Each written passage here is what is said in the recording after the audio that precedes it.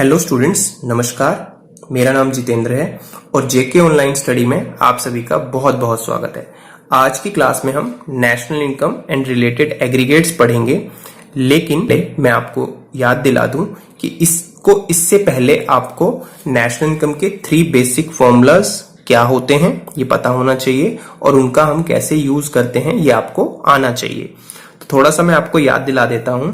National income के 3 basic फॉर्मूले थे। जैसे फर्स्ट था ग्रोस वैल्यू से हम नेट वैल्यू पे कैसे पहुंचते हैं, दूसरा फैक्टर कॉस्ट से मार्केट प्राइस पे कैसे पहुंचा जाता है, और तीसरा डोमेस्टिक वैल्यू से नेशनल वैल्यू या डोमेस्टिक इनकम से नेशनल इनकम कैसे निकाली जाती है।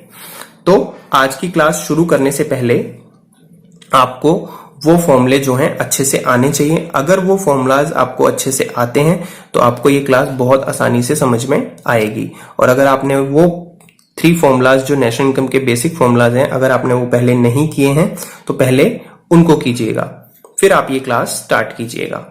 तो आइए आज की क्लास जो है वो शुरू करते हैं। आज की क्लास में हम national income and related aggregates पढ़ेंगे, या आप इसको basic aggregates of national income भी कह सकते हैं। तो आप एग्रीगेट्स क्या होते हैं? एग्रीगेट्स नेशनल इनकम को मेजर करने के डिफरेंट वेरिएंट्स हैं। वेरिएंट्स मतलब एग्रीगेट्स वो चीज है जिसकी हेल्प से हम नेशनल इनकम को मेजर करते हैं या नेशनल इनकम को दिखाया जाता है, उसी को हम एग्रीगेट्स कहते हैं। तो नेशनल इनकम के एग्रीगेट्स बहुत सारे होते हैं, लेकिन जो बेसिक एग्रीगेट्स हैं नेशनल इनकम के वो 8 होते हैं। तो आप कह सकते हैं there are 8 aggregates of national income. अब इन 8 एग्रीगेट्स में से 4 जो आपके एग्रीगेट्स होते हैं वो डोमेस्टिक लेवल पे होते हैं, या आप उनको डोमेस्टिक कंसेप्ट भी कह सकते हैं, और 4 आपके एग्रीगेट जो हैं वो नेशनल कंसेप्ट या नेशनल लेवल पे होते हैं। तो आइए इनके नाम देख लेते हैं क्या क्या है। फर्स्ट जो आपका बेसिक एग्रीगेट है जो बहुत इंपॉर्टेंट है और नॉर्मली आपसे पूछा भी जाता है, तो उसको हम कहते हैं जीडीपी एट मार्केट प्राइस, और इसको रीड करते हैं gross domestic product at market price. Gross domestic product at market price. Second one is gross domestic product at factor cost, तो इसको हम शॉर्ट में कैसे लिखते हैं? GDPFC. Next is net domestic product at market price, NDPMP. Next one is net domestic product at factor cost, NDPFC. और NDPFC को ही हम डोमेस्टिक इनकम कहते हैं। और डोमेस्टिक इनकम क्यों कहते हैं मैं आपको जब ये हम पॉइंट्स पढ़ेंगे तब बताऊंगा कि इसी को हम डोमेस्टिक इनकम से रिप्रेजेंट क्यों करते हैं। वैसे ये जो चारों एग्रीगेट्स हैं ये डोमेस्टिक इनकम को ही रिप्रेजेंट करते हैं, पर पर्टिकुलरली या specifically in national income accounting domestic income को एनडीपीएफसी से रिप्रेजेंट किया जा सकता है। ये आपसे एमसीक्यू में पूछा जा सकता है कि डोमेस्टिक इनकम को हम किससे रिप्रेजेंट करते हैं, तो इसको हम एनडीपीएफसी से रिप्रेजेंट करते हैं। अब ये 4 जो नेक्स्ट हैं ये नेशनल कंसेप्ट हैं हमारे, इसको ऐसे रीड करते हैं gross national product at market price, GNPMP. Gross national product at factor cost, GNPFC. Next is net national product at market price, NNPMP. And last one is net national product at factor cost, NNPFC. और ये भी ध्यान रखिएगा कि एनएनपीएफसी को particularly या specifically national income कहते हैं, या नेशनल इनकम को एनएनपीएफसी से रिप्रेजेंट क्यों किया जाता है ये भी मैं आपको बाद में बताऊंगा। तो अब इनको स्टार्ट करने से पहले मैं आपको एक इंपॉर्टेंट चीज ये बताने जा रहा हूं कि जब एक इकोनॉमी में डिफरेंट जो प्रोडक्शन यूनिट होती हैं वो तरह तरह की गुड्स एंड सर्विसेज का प्रोडक्शन करती हैं एक साल के अंदर। मतलब एक साल के अंदर जितनी भी इकोनॉमी में डिफरेंट प्रोडक्शन यूनिट हैं, जितनी भी फर्म हैं, फैक्ट्रीज हैं, वहां पे अलग अलग टाइप की गुड्स एंड सर्विसेज का प्रोडक्शन होता है।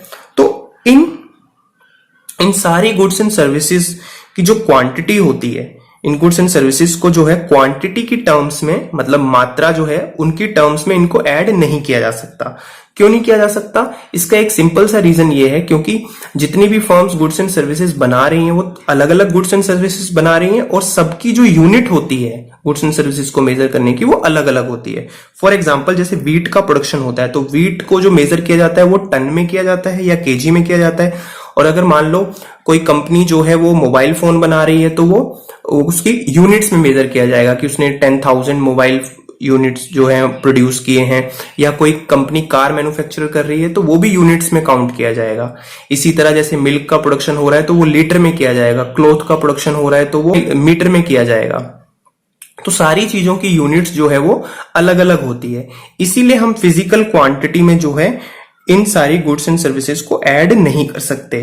तो इसके लिए हमें इनकी सबकी मनी वैल्यू को निकालना होता है कि वो जो जितने मिल्क का प्रोडक्शन किया वो कितने रुपए का है, जो हमने क्लॉथ का प्रोडक्शन किया वो कितने रुपए का है, जिससे सबकी यूनिट सेम हो जाती है और हम सारी रुपीस या उस मनी टर्म्स में उसको ऐड कर देते हैं। ऐसे इकोनॉमी में जो है प्रोडक्शन की वैल्यू को मेजर किया जाता है। तो आप ये कह सकते हैं फिजिकल क्वांटिटी में जो चीजें होती हैं उसी को रिप्रेजेंट किया जाता है मनी में, या मनी में एक्सप्रेस किया जाता है। तो ये सारे एग्रीगेट्स मनी में होते हैं क्योंकि फिजिकल क्वांटिटी में सबकी यूनिट अलग अलग होती है। तो आइए अब इनको हम स्टार्ट करते हैं। तो फर्स्ट आपका है, हाँ मैं आपको एक इंपॉर्टेंट चीज और बता दूं कि इसमें जो वर्ड्स हैं, आपको अगर स्टार्टिंग में जी दिख रहा है तो वो ग्रोस को रिप्रेजेंट करता है, और एन अगर आपको दिख रहा है तो वो नेट को रिप्रेजेंट करता है। जैसे ये जी है तो ये ग्रोस को रिप्रेजेंट करेगा, और अगर ये एन है तो नेट को रिप्रेजेंट करेगा। दूसरे पे आपको जो वर्ड दिखेगा, अगर डी है तो वो डोमेस्टिक को रिप्रेजेंट करता है, और एन है तो नेशनल को रिप्रेजेंट करता है। तीसरे पे आपका प्रोडक्ट सेम ही होता है, और प्रोडक्ट का मतलब होता है goods and services, all final goods and services. और लास्ट में अगर एमपी है तो वो सिंपल है मार्केट प्राइस, और एफसी है तो फैक्टर कॉस्ट है। ये ध्यान रखिएगा। तो आइए जीडीपी को स्टार्ट करते हैं। GDP at market price. GDP at market price क्या होता है, ध्यान दीजिएगा।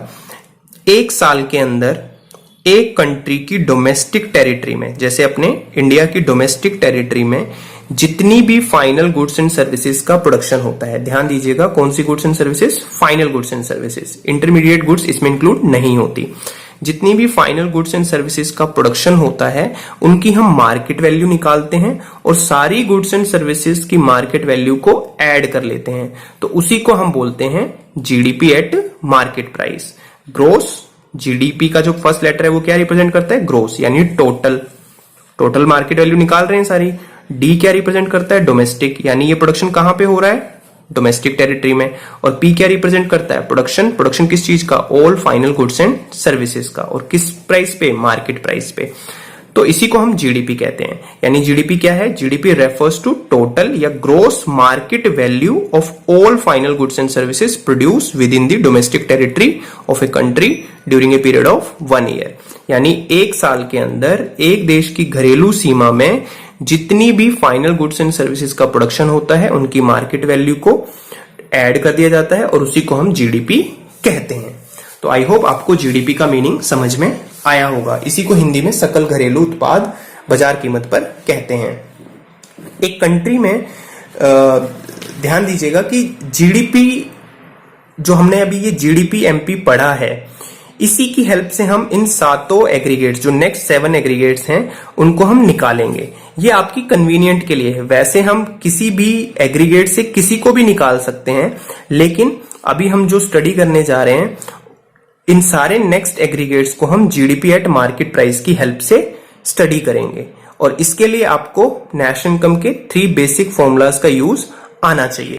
आइए एक बार फिर से जीडीपी मार्केट प्राइस का मीनिंग देख लेते हैं। इट रेफर्स टू ग्रोस यहां रिप्रेजेंट करता है gross market value of all final goods and services produce within domestic territory of a country during a period of 1 year. यही हमने सीखा पीछे।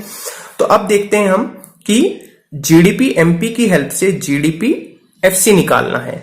तो अब ये हमारा सेकंड है, हमें जीडीपी एफसी निकालना है। तो हमारा बेस क्या है, मैंने आपको जैसे बताया कि हमारा बेस है जीडीपी एमपी, ये हमारे पास है।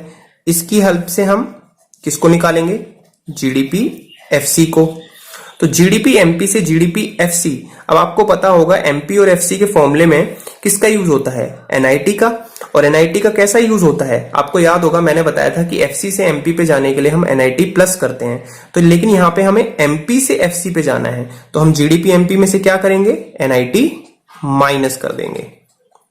और जब हम एनआईटी माइनस कर देंगे तो हमें क्या मिल जाएगा, जीडीपी एफसी।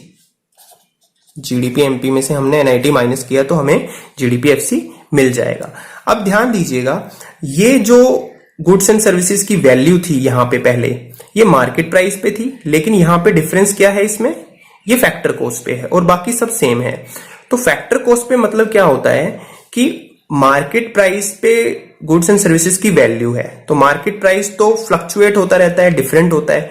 फैक्टर कॉस्ट पे वो गुड्स एंड सर्विसेज की वैल्यू होती है जो एक्चुअली में गुड्स एंड सर्विसेज को बनाने पे लगा है। यानी आप यूं कह सकते हो कि एक फैक्ट्री में जो सामान बना है वो कितने का है, उस वैल्यू को ही हम फैक्टर कॉस्ट कहते हैं। उस पे फैक्टर ऑफ प्रोडक्शन का कितना खर्चा आया है उसी को हम फैक्टर कॉस्ट कहते हैं। और मार्केट प्राइस वो होता है जिसपे एक्चुअली मार्केट में वो चीज बेची जाती है। तो इसीलिए इसको एफसी को एक्चुअली में हम इकोनॉमिक्स की टर्म में बोलते हैं मनी वैल्यू, और कुछ नहीं है। यहां पे एमपी में इन दोनों में फर्क किस चीज का था, डिफरेंस किस चीज का था, ये मार्केट प्राइस पे है प्रोडक्शन की वैल्यू और ये किस पे है, फैक्टर कॉस्ट पे। तो मार्केट प्राइस, इसीलिए हमने यहां मार्केट वैल्यू लिखा था। और यहां पे देखिएगा इट रेफर्स टू ग्रोस, ये ग्रोस ही है। और कैसी वैल्यू, मनी वैल्यू। ये मनी वैल्यू किसको रिप्रेजेंट करता है, ये मनी वैल्यू रिप्रेजेंट करता है फैक्टर कॉस्ट को। और ऑफ ऑल फाइनल, ये बाकी आपका ऊपर से सेम ही है।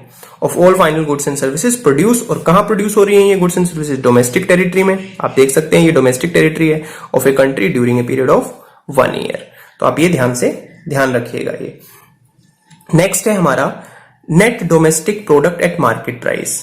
Net domestic product at market price, तो इसको भी ध्यान से देखिए। हमारे पास बेस क्या है, जीडीपी एमपी। जैसा कि मैंने बताया हम जीडीपी एमपी की हेल्प से सारे ये निकालेंगे एग्रीगेट्स। तो हमें इससे क्या निकालना है, net domestic product at market price.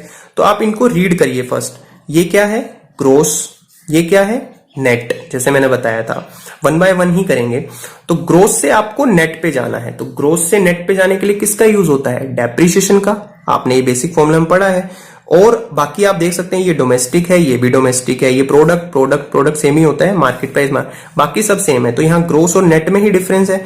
तो हम जीडीपी एमपी में से अगर डेप्रीशिएशन माइनस कर दें, तो हमें एनडीपी एट एमपी मिलता है। आई होप आपको समझ में आया होगा।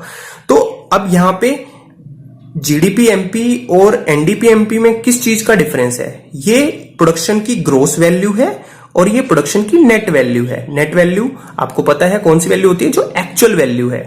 तो उसी को हम एनडीपी एमपी कहते हैं। तो आप क्या लिखेंगे, इट रेफर्स टू, अब ये कौन सी वैल्यू है, ग्रोस वैल्यू तो नहीं है, it refers to net value. Net कौन सी वैल्यू, मार्केट है, नेट मार्केट वैल्यू किसकी, of all final goods and services produce within the, कहां प्रोड्यूस हो रही है ये, डोमेस्टिक टेरिटरी में। इसलिए हम यहां लिखेंगे produce in the domestic territory of a country during a period of 1 year. तो आई होप आपको भी ये समझ में आया होगा। हमारा fourth one is net domestic product at factor cost, जिसको हम एनडीपी एफसी कहते हैं। तो हमारे पास बेस क्या है, वही जीडीपी एमपी। जीडीपी एमपी से हमें क्या निकालना है, एनडीपी एट एफसी। तो अब आप देखिएगा ग्रोथ से आपको नेट पे पहुंचना है, तो इसमें से क्या माइनस करेंगे,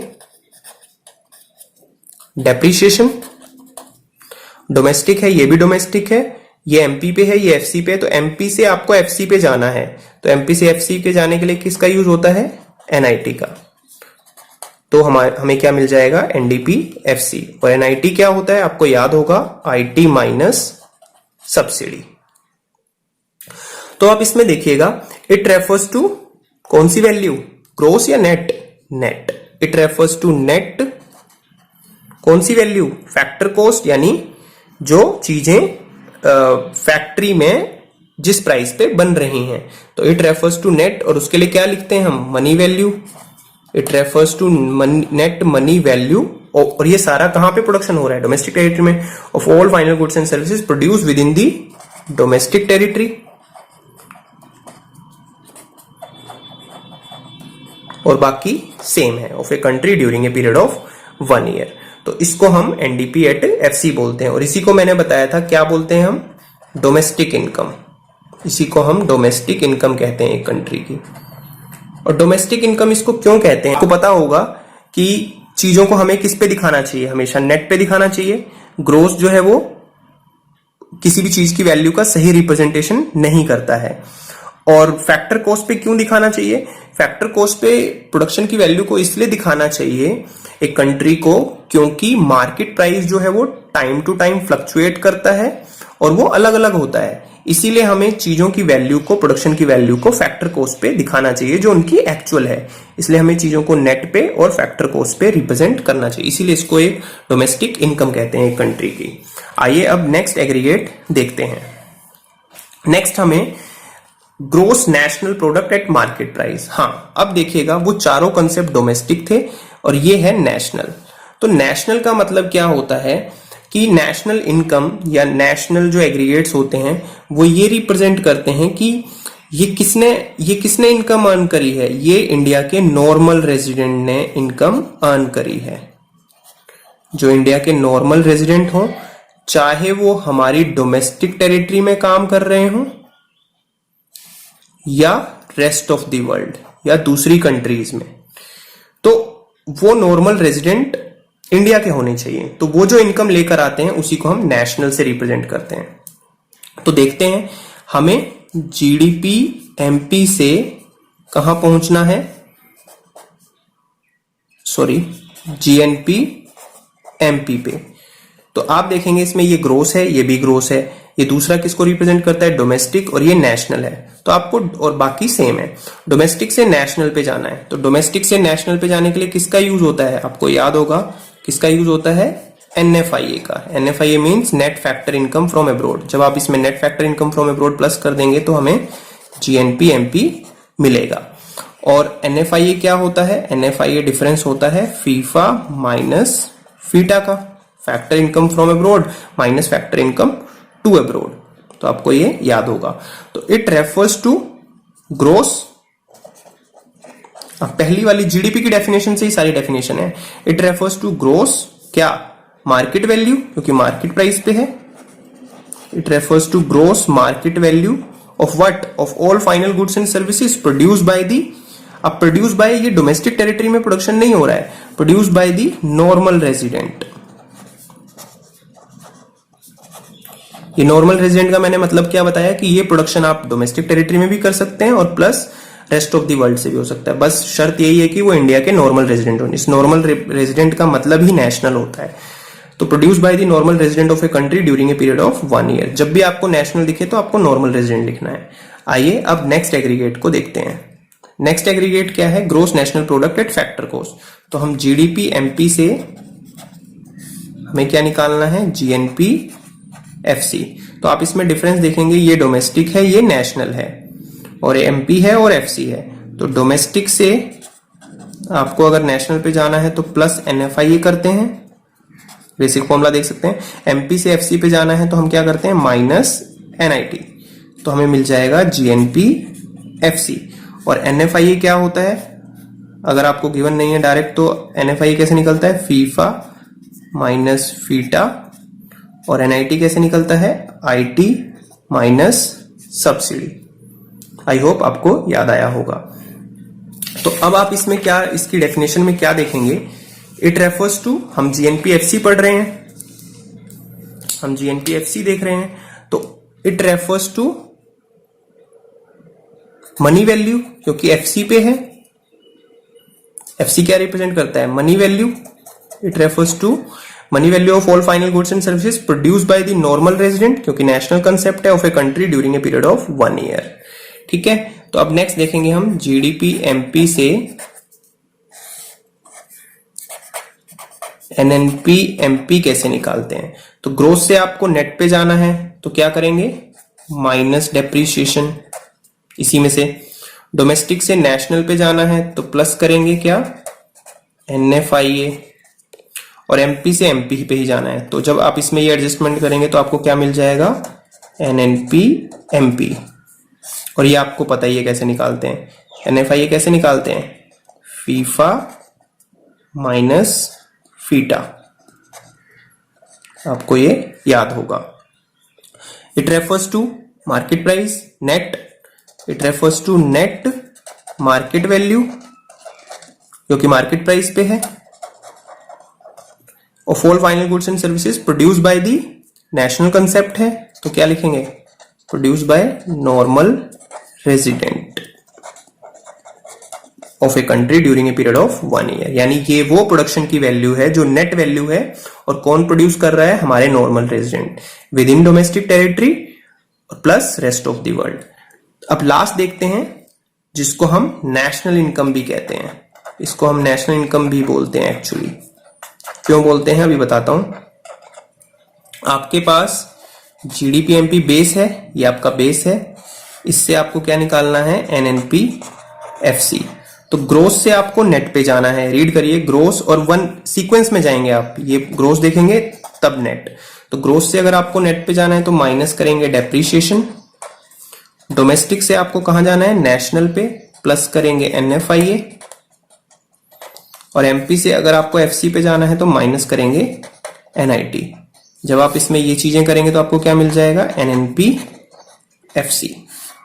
आई होप आपको समझ में आया होगा। एनएफआईए कैसे निकालते हैं, फीफा माइनस फीटा। और एनआईटी कैसे निकालते हैं, आईटी माइनस सब्सिडी। तो it refers to net, net क्या एफसी पे है तो मनी वैल्यू,